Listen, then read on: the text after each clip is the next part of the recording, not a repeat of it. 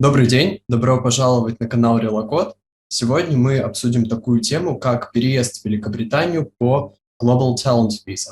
Прежде чем мы начнем, я хочу рассказать немного про нашу команду. Это команда Релокод. Мы уже более 7 лет занимаемся релокацией команд в Европу и другие страны, получением стартап-виз, а также Global Talent Viz. Работаем более чем с 10 странами. Также, если вы до сих пор не подписаны на наш канал в Телеграме, то очень рекомендую вам это сделать, потому что именно там вы можете найти всю актуальную информацию по релокации и другие новости.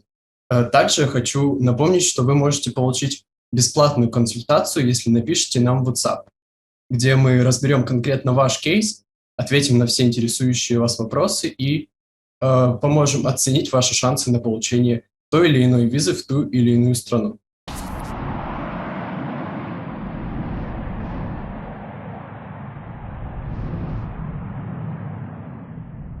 Сегодня с нами Татьяна Мельничук, основательница IT-рекрутингового агентства Lucky Hunter. Добрый день, Татьяна. Добрый день. Татьяна переехала в Великобританию по визе Global Talent, поэтому она, как никто другой, знает, как вообще эта виза работает, в чем сложности, в чем ее преимущества. И давайте начнем, Татьяна, во-первых, с того, почему именно Великобритания? Какие преимущества для ведения бизнеса? У вас успешное IT-рекрутинговое агентство. Почему вы решили развивать его именно в этой стране? Мгм. Мы работаем на рынке уже более 5 лет. Мы начинали как маленькое агентство в Санкт-Петербурге и потом постепенно начали выходить за пределы Российской Федерации, потому что IT — это глобальная история, и мы на российском рынке работаем со всеми крупными клиентами. Я всегда думала, ну что дальше, вот куда мне дальше идти. Плюс Великобритания всегда была моей мечтой с детства. Я 16 лет хотела жить в Великобритании. Я никогда не хотела жить в России на постоянной основе.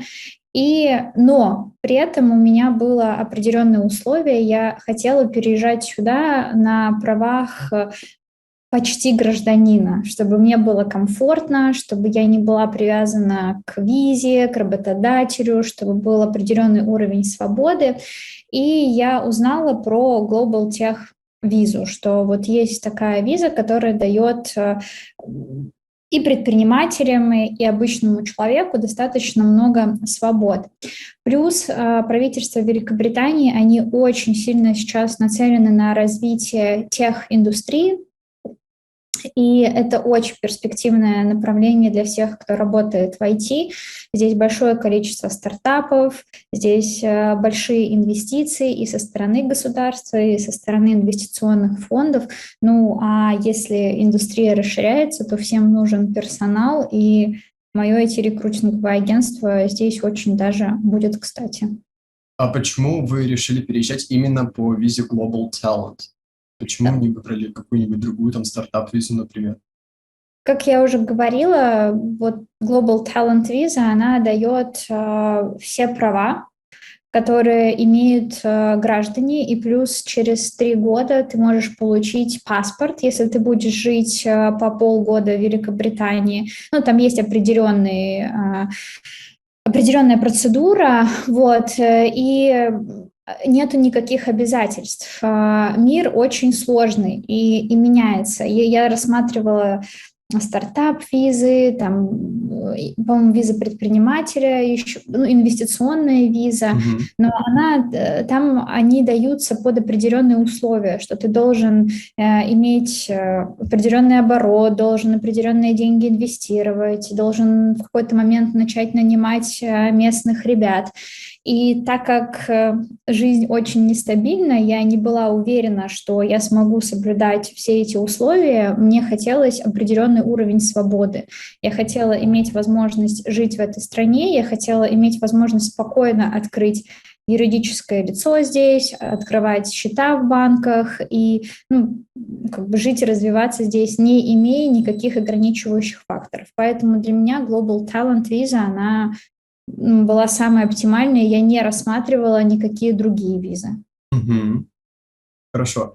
И насколько мы знаем, вы получили эту визу не с первого раза. А, Нет. Да, как вообще происходил процесс? Как ваш путь? Какой был ваш путь к этой визе? Он был очень сложный и тернистый. Конечно, очень многое зависит от правильного выбора компании. Мне не повезло, я выбрала очень популярных сейчас юристов, которые в каждой бочке затычка, которые сейчас подняли инвестиции, и они очень классно продают себя, но они очень-очень непрофессиональные и очень плохие. И в целом, когда уже третий мой юрист рассматривал кейсы, почему мне отказывают, там прямым текстом комитет говорил, что неправильно поданы документы, неправильно собран кейс, не очень хаотично подана информация. Поэтому главная моя проблема была это то, что я доверилась юристам, которые очень круто себя рекламируют, и тем самым потеряла очень много времени.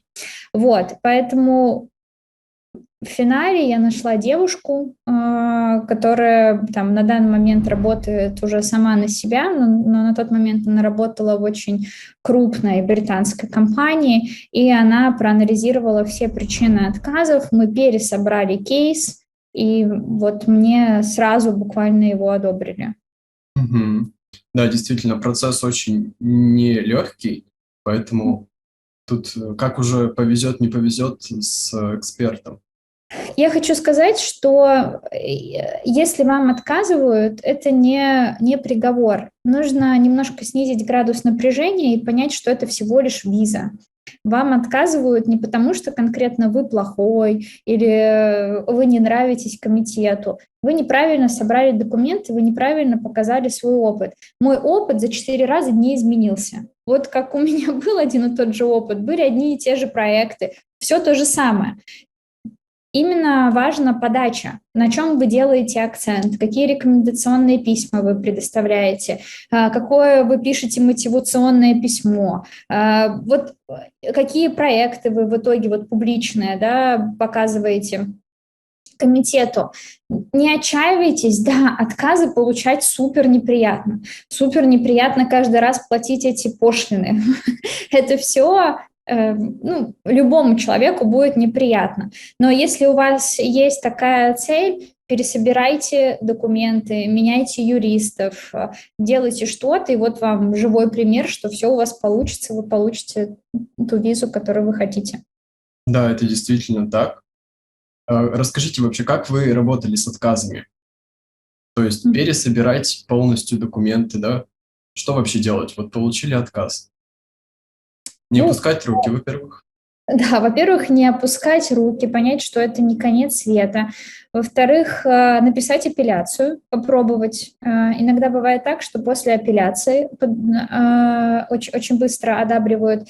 И я смотрела очень много интервью людей, которые получали примерно такую же визу, как и я, но не примерно, а точно такую же визу, как и я. И было смешно, что фаундеры одного и того же проекта подаются на эту визу с одним и тем же пакетом документов, и одному одабривают, второму нет. Да, определенная рандомность в этом присутствует.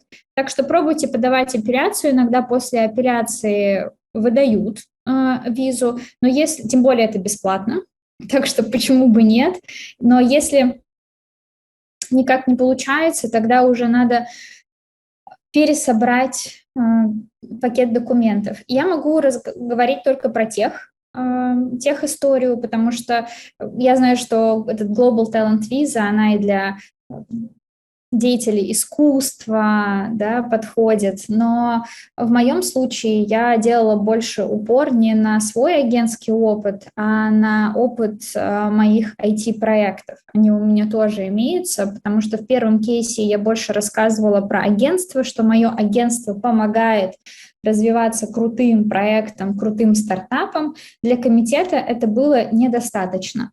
Вот. И я пересобирала кейсы уже с упором на мой проект IT. Мгм. То есть именно это, да, помогло в итоге получить визу?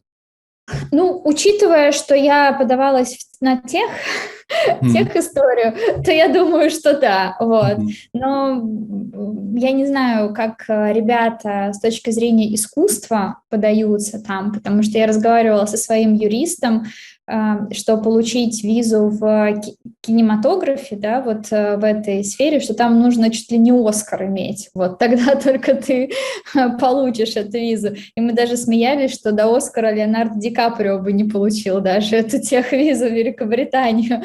Так что все зависит, ну, что вы выбираете, какая у вас специализация, потому что Global Talent — это не только про IT, но в IT, мне кажется, самое понятное и самые простые механизмы. У тебя должен был быть IT-проект, который зарабатывает, который что-то делает для твоей индустрии. Ну и, конечно, ты должен быть достаточно публичной личностью в своей среде и у себя дома. Ты должен показывать свои выступления, ты должен публикации показывать, ты должен показать комитету, что ты внес существенный вклад в развитие своей индустрии у себя дома и можешь быть полезен здесь. Если у вас нет публичности, вам придется ее приобрести, навряд ли у вас получится.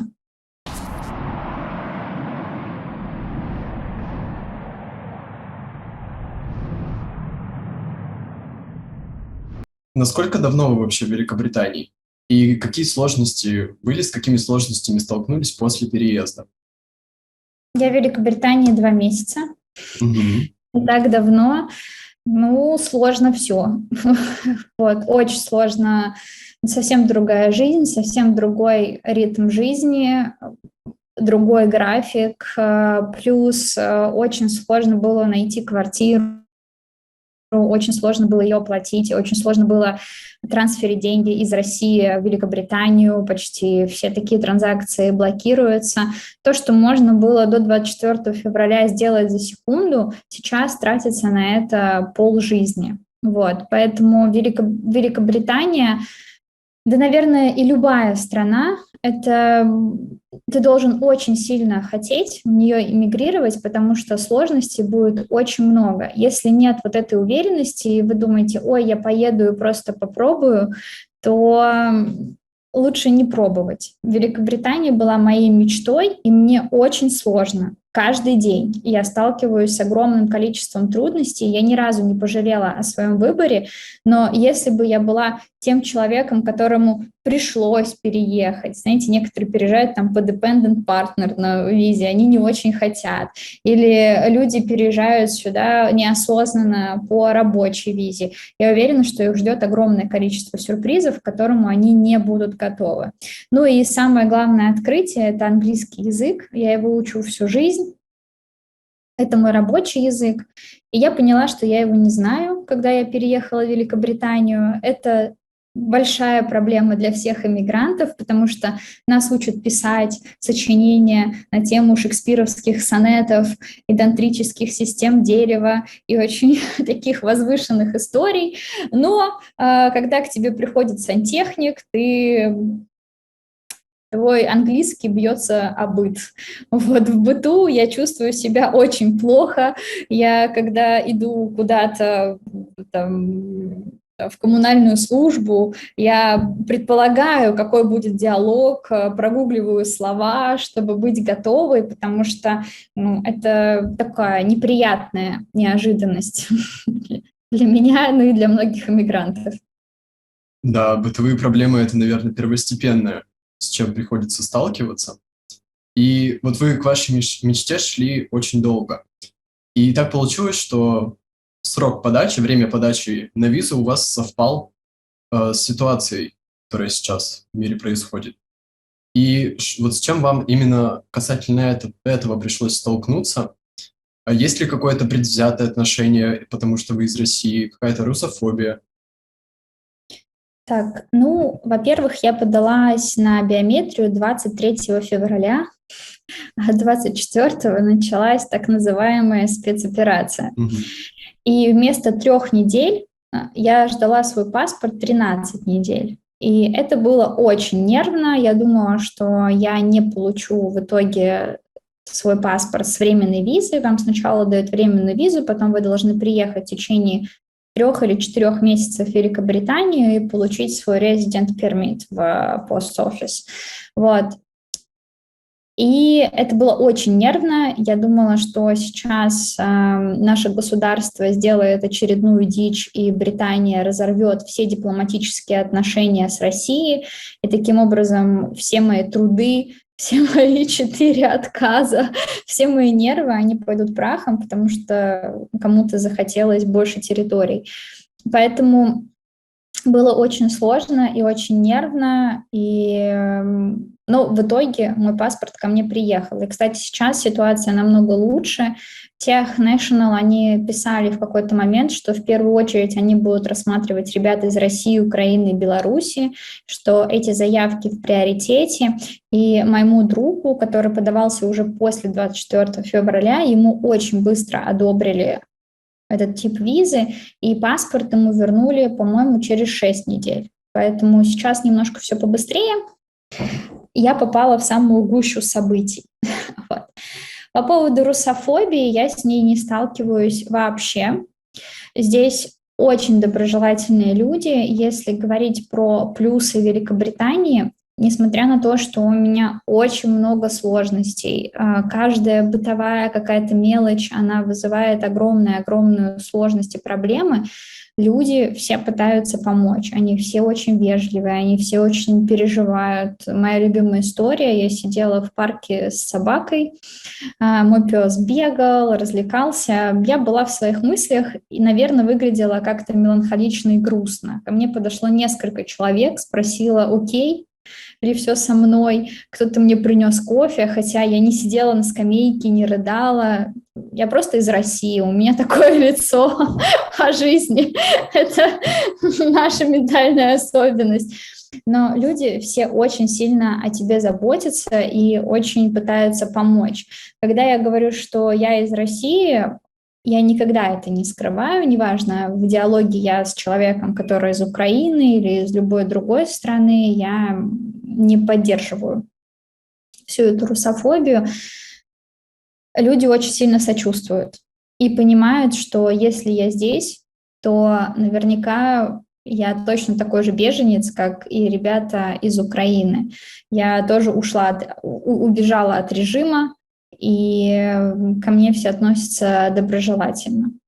Так что я с русофобией не сталкиваюсь. Но и я не веду себя как человек, который может получить какую-то историю вот такую русофобную. Мгм.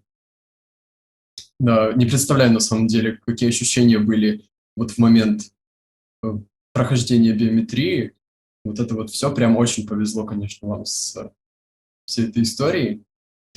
Да, мы уже поняли, что если это по-настоящему мечта, если есть стремление преодолеть все невзгоды, скажем так, то это для тебя. Кому бы вы еще порекомендовали ехать в Великобританию? И кому точно не стоит туда переезжать? Я хочу сказать, что точно не стоит, если есть определенные сложности в финансах. Великобритания очень дорогая страна, очень дорогая. Я предприниматель, у меня достаточно успешное агентство, но периодами я немножко в шоке от цен на определенные услуги, на стоимость квартир. Плюс с 1 октября здесь ждет всех какой-то энергетический кризис, цены на электроэнергию возрастают на 80%, и среднестатистический британец просто не сможет их платить. И я немножко посчитала, только за электричество я буду платить порядка 30 тысяч рублей в месяц, это только за электричество. Поэтому если у вас есть определенные сложности с финансами, то Великобританию не стоит выбирать. И за квартиру мне пришлось платить на год вперед. Вот меня попросили оплатить аренду на год вперед. Это была очень большая сумма, и нужно к этому готовиться. Так что это, наверное, первая история, что вот деньги в Великобритании, они вам очень сильно пригодятся. Мне сложно сказать, кому стоит ехать в Великобританию. Это личный выбор каждого. Мне сложно понять, почему люди выбирают Испанию для жизни, Кипр, Чехию. Это абсолютно не мои страны, но людям там нравится. Вот также и мне очень нравится Великобритания, мне нравится здесь все. Мне нравится их снобизм, мне нравится их ритм жизни, мне нравится их культура, мне нравится их философия, мне нравятся их политики. Если там, к российской культуре в какой-то мере я даже не культуре, а вот там каким-то процессом в России я отношусь с отвращением, мне это неприятно, то на данный момент в Британии мне нравится все. Вот. И даже вот эти вот все мелкие истории, которые затягиваются на неделе, я понимаю, что это их ритм жизни, мне нужно под него подстроиться. Вот. Бесполезно сопротивляться, кричать, ругаться. Вот в чужой монастырь со своим уставом не лезут. Так что если это ваша мечта, у вас есть финансовые возможности, то Великобритания — это для вас. Вот. Да, действительно, абсолютно согласен. Спасибо большое вам, Татьяна, за то, что поделились своей историей, своим опытом. Желаю вам удачи в дальнейшем, поменьше бытовых трудностей. Всему нужно время. Вот. Просто знайте, что в жизни нет ничего невозможного. Если один человек что-то сделал, то, скорее всего, это может сделать и другой человек. Так что подавайтесь, знайте, что это будет долго, трудно и дорого. Вот вы, кстати, вам бы хорошо еще сказать, что когда вы получаете эту визу, вам придется платить достаточно большое количество взносов за страховку. Если у вас есть еще члены семьи, за них тоже придется платить. Это очень дорогая виза. Ну, собственно, как и страна. Уже на моменте визы Британия отсеивает тех, кто не сможет сюда переехать. Да, то есть как раз-таки о том, о чем мы только что говорили. Если есть Да. какие-то финансовые барьеры, то эта страна не для вас. Ну, вы можете найти жилье, которое будет очень дешевым, которое будет в 6-й зоне или в 7-й зоне. Вы можете вместо квартиры арендовать комнату, но будет ли это комфортно? Для чего такая иммиграция, если ваш уровень жизни, он становится намного хуже? Для меня было очень важно, чтобы мой уровень жизни, он сохранился и стал лучше. Я не была готова жить не в центральном районе, в плохой квартире, и уж тем более не была готова арендовать комнату. Поэтому все возможно. Если у вас мало денег, можно найти комнату где-то очень-очень далеко и экономить на транспорте, экономить на еде. Но это очень странно. К чему, для чего такая иммиграция, если ты дома чувствуешь себя намного лучше? Если бы у меня не было визы таланта, если бы у меня не было возможности жить комфортно в Великобритании, я бы никогда не уехала из Санкт-Петербурга. Я бы жила при тех обстоятельствах, чувствовала себя гражданином своей страны и подстраивалась под те обстоятельства, которые есть.